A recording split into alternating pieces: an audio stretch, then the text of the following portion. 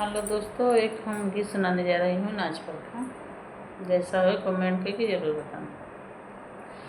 कोठवा पर से बिल्ली नाचे जरा लगाई के, कोठवा पर से बिल्ली नाचे जरा लगाई के, सैया हमके साड़ी लावे सासू से चोराई के, सैया हमके साड़ी लावे सासू से चोराई के, हम पहनी तू देख सासू चश्मा लगाई के, हम बहन पहनी तू देख सासू चश्मा लगाई के, कोठवा पर से बिल्ली नाचे जरा लगाई के, कोठवा पर से बिल्ली नाचे जरा लगाई के, सैया हमके साड़ी लावे सासू से चोराई के, सैया हमके साड़ी लावे जेठनी से चोराई के, हम पहनी तू देख जेठनी चश्मा लगाई के, हम पहनी तू देख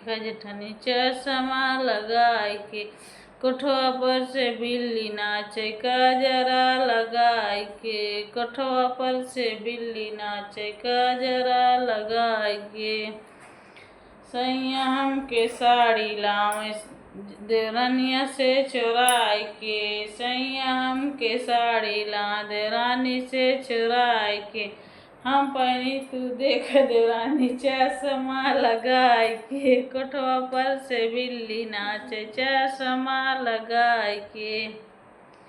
हेलो दोस्तों, हमारा नाच गीत जैसे हुए आप कमेंट करके ज़रूर बताना,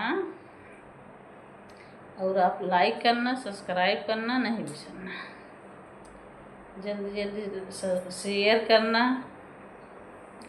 और आप ठीक बा, मिलेंगे अगले ब्लॉग में। Bye by.